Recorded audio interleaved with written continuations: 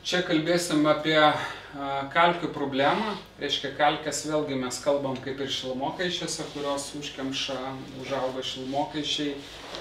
Turbūt ne vienas prižiūrėtojas matė vamzdžius užkalkėjusius, irgi galima prasiųsti tas, kas nematė, čia realūs pavyzdžiai.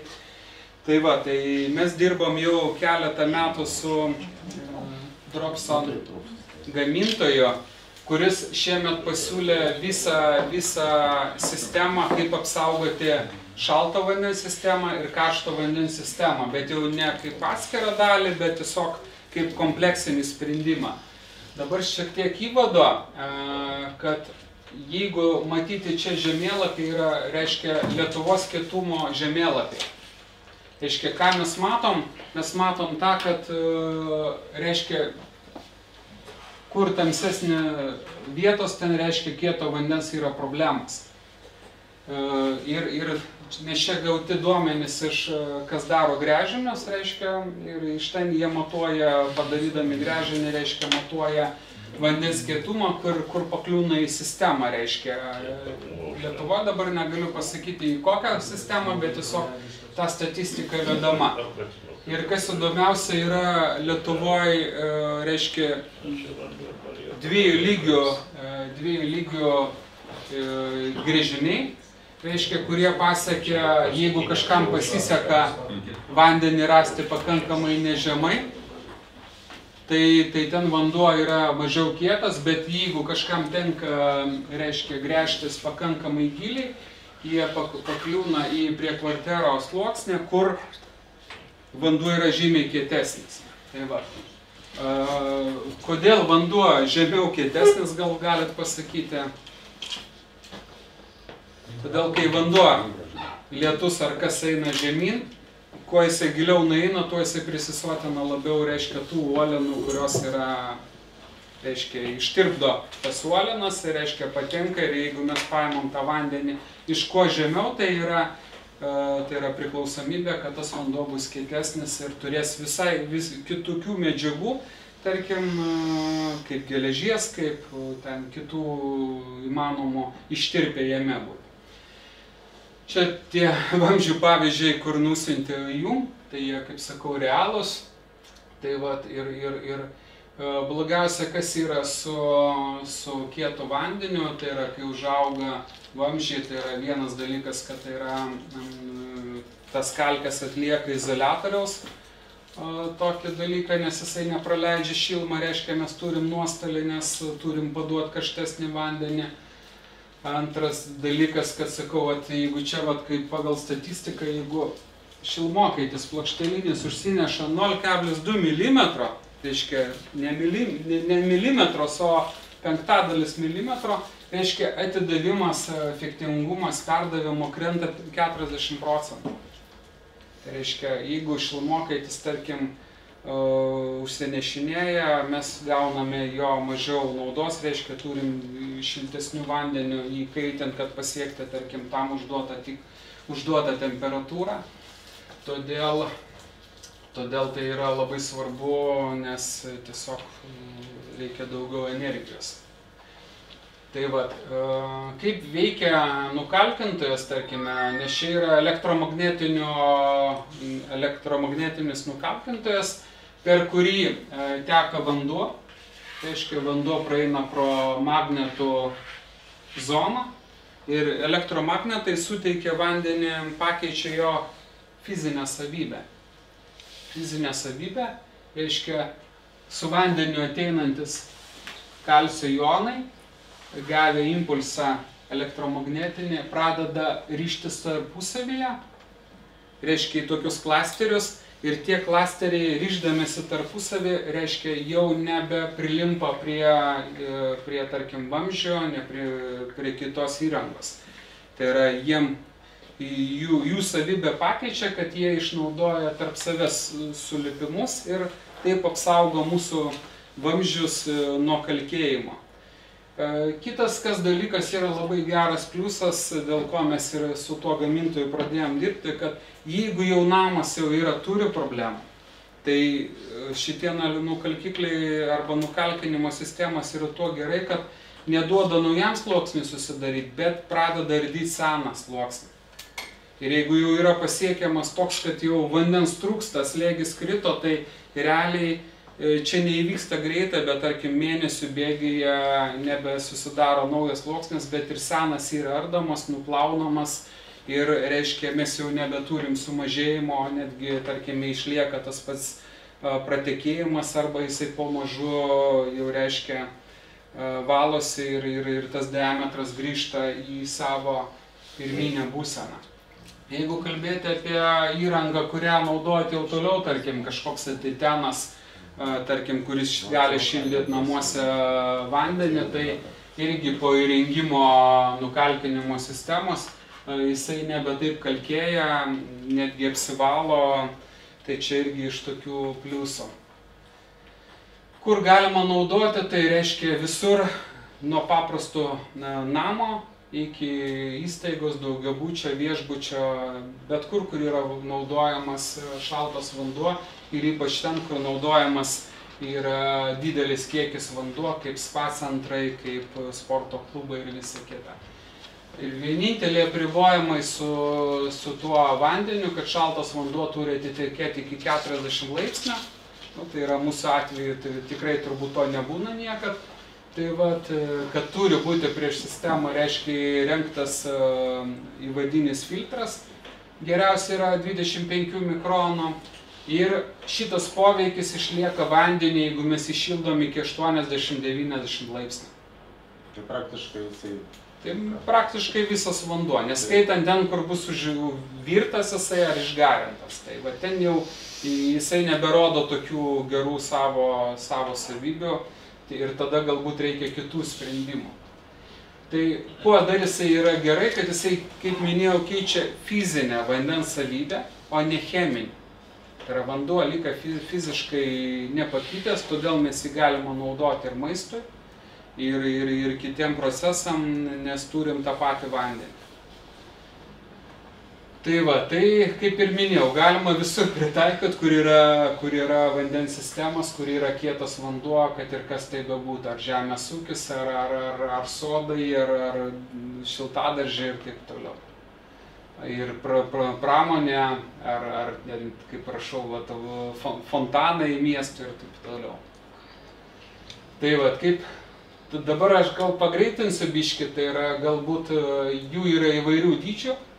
Aiškia, nuo mažiausiai skirtų individualiam namui iki didžiausių sistemų, kur galima netgi pasiekti 36 kubų per valandą, jeigu toks vat reikalingas vandens kiekis. O čia jau milžiniškas kiekis. Daugiabutis? Nu, jau daugiabučių turi būti pakankamai daug. Nes 36 kubai per valandą, tai čia tikrai yra labai didelė poreikiai. Tai va, nu tai čia visokie viešbučiai, parduotuvės, spa centrai. Čia nuotrauka Panevėžyje, nes praeitais metais labai daug Panevėžy pasistatė tokių sistemų, tai visi siunčia, bet čia nuotrauka man patiko to, kad mūsų sistemą galima pastatyti, vamzdis eina, čia yra tarpas koks 40 cm ir jau jie įkomponuoja tą sprendimą su filtrais ir nu, tiesiog, kad nereikia vietos. Reiškia, pastatė, sumontavę, prijungė prie įtampos 220 ir viskas, ir užmiršta.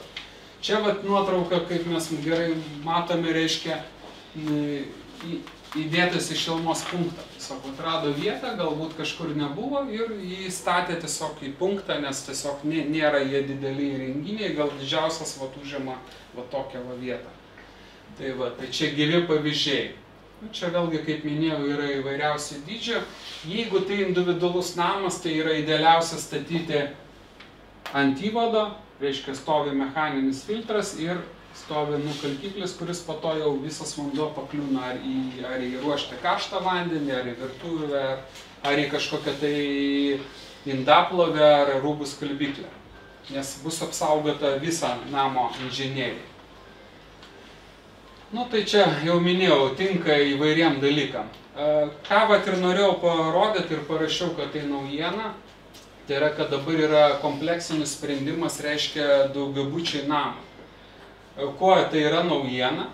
Tai yra naujiena, jeigu čia daug naujienų labai nėra, dėl vieno dalyko, tai yra kai papuola šaltas vanduo, reiškia įvadas į namą, jeigu praeina pro mūsų sistemą, pro mechaninį filtrą, pro kalkiklį, reiškia paliekam apvadą, jeigu maža ką reikėtų kažkada tai gyvenime kažką daryti, išvalyti filtrus, kad apvadas būtų, kad namas gautų visada vandenį. Reiškia, dalis vanduo nueina į šaltą vandenvietę, reiškia, jau jisai apdorotas būtent magnetiniu nukalkinimu. Tada jau dalis, reiškia, vandens pakliūna į karšto vandens šilmokaitį, tai reiškia, ir yra pašildomas. Ir nueina, reiškia, link namų, link būtų, į sanmazgus. Tai va, tai naujovė to, kad maksimaliai apsaugot šilmokaitį ir visą sistemą, tai mes dabar pradėjom siūlyti visoje toje sistemoje, reiškia, recirkuliacijos filtrą, kurio anksčiau niekas nesiūlė realiai. Kuo tas filtras pasižymė, jisai ne toks pat kaip čia, nes šitie filtrai ten iki 20-30 laipsnių vandenį, šitie jau skirti, jie žymiai brangesni ir skirti karštam vandeniui, reiškia, iki 60 laipsnių jie gali atlaikyti, reiškia, ilgam. Nes jūs paprasto filtro negali čia statyti, nes jisai tiesiog tą plastikas labai greit pasins ir turėsit problemą, nes turėsit, kaip sakant, avarinę situaciją. Kam šitas filtras reikalingas? Nes kai ateina šaltas vanduo ir jūs pakaitina iki karšto, ten 55 laipsnių, faktas, kad ne visas vanduo yra suvartojamas. Jisai grįžta per sistemą, recirkuliacija atgal į šilmokaitį. Taip, kad palaikyti temperatūrą. Taip, kad palaikyti temperatūrą, bet esmė, kaip jau ir minėjau, reiškia, nukalkiklis suriša kalcio jonus, jie limpa į frakcijas, reiškia, pradeda, po to parodysiu, kad valandos jie didėja ir padidėja iki tokių dydžių, kur jau filtrų galima šito sugaudyti ir pašalinti, tiesiog nudrenuoti tą susikaupusią. Kitas dalykas, kaip jau ir minėjau, kad nukalkintojas yra tiesiog, kaip sakant, reiškia, tą seną sluoksnį pradeda minkštinti ir vanduo jį nuplauna. Ir tas nuplautas kalcis, jisai, vėlgi jo ne viskas paima, reiškia, gyventojai, ir vėl jisai cirkuliuoja ir tas filtras sugaudo. Tai yra čia maksimali apsauga, reiškia, šilmokaičio nuo užsikimšimo, nuo kalkėjimo. Tai šitą visą vadiname sistemą, tai yra naujiena, kad kompleksiškai, jeigu mes pastatome nukalkiklę, įvadinį filtrą ir recirkuliacijos filtrą, mes maksimaliai šiam momentui galima apsaugoti šalto ir karšto vandens sistemą. Gal po kelių metų ar po metų turėsim dar kažką naujo, bet šiai dienai čia yra paskutiniai sprendimai, kurių realiai tik tai šiemet pradėjome Panevėžy, dabar diegs turbūt pirmuosius jau pagal šitą rekomendaciją. Dabar, kodėl tas filtras reikalingas? Tuo, kad, kaip minėjau, kad jeigu įvyksta, čia aš dar nespėjau iš jūsų kalbos išversti, tai yra, kad jeigu kalcio jonas yra, reiškia, patenka į lauką, jie pradeda jungtis tarpusavį, reiškia, per 1-3 valandas jau pasiekia nuo 1 mikrono iki 10 mikrono dydį. Tas 10 mikronų tai labai mažas dydis. Reiškia, bet po 3-48 valandų jis jau pasiekė nuo 20 iki 100 mikronų dydžio, reiškia, tie klasteriai, kurie keliauja vandeniu. Tai tai tada jau tas recirkuliacijos filtras gali juos fiziškai sugaudyti ir pašalinti jūs galite sistemą būtent nudrenuojant. Tai ir kaip sakant, tas elektromagnetinis poveikis neveikia amžinai, jisai veikia apie 48 valandas, tada jau kalcis pradeda grįždinėti, jungtis, tos įgautas elektromagnetinis impulsas grįžta į seną būklę ir jau jeigu, tarkime, vanduo yra nepašalinamas, o yra kažkokia tai talpo ir nieks jo nevartoja, tai jisai tik tai po 2 parų pradeda grįžti tie kristalai į pirminę padėtį, kurią turėjo šaltas vanduo. Tai ką mes šiemet padarėme, supaprastinom, reiškia, tiek bendrijom, tiek prižiūrėtojam, kurie gali siūlyti, jie tiesiog supaprastinom, kad būtų lengviau paskaičiuoti, pasiūlyti. Tai tiesiog yra lentelės, kuris įmant būtų kiekį, tarkim, jeigu yra 60 būtų, jūs žiūrit tokia sistema. tokios sistemos tokią kainą, tarkime, ir jūs jau galite siūlyti bendryje ar savo namai, kad va žiūrėkite, jums kainuos ta sistema tiek, o mūsų darbas kainuos montavimą, tarkime, tiek. Ir jūs jau galite labai greit pasiūlyti, net mūsų realiai nereikia. Čia pasiūlyta, reiškia, ypač mažiem būtam, reiškia, iki 5-8 būtų, reiškia, gali būti mažiausi būtinukai statomi, bet čia tik tai tiem namam, kur yra sąlyginai nedaug būtų, kad neiškelti tos sistemos kainą. Tai va, tai irgi, jeigu norėsit, tą lentelės prisijungimus gausite ir tai gali žiūrėti. Kas dar mes pasiūlėm išskiriam, nes, pavyzdžiui, Panevėžy tam tikri montuotojai stato tik ant karšto vandens. Tik ant karšto vandens. Todėl galima žiūrėti, jeigu tik ant karšto vandens, tai tiesiog ta pati sistema tinka didesniui kiekiui būtų. Nu, štai, kad karšto vandens reikia naudoja mažiau. Ar gali kas pasakyti maždaug, kiek šalto karšto vandens suvartojama name? Šalto daugiau visada suvartojama. Bet kiek? Kiek procentaliai? 150 kubų. Ne, procentaliai sakau, kiek, jeigu 100 kubų, kiek šalto, kiek karšto.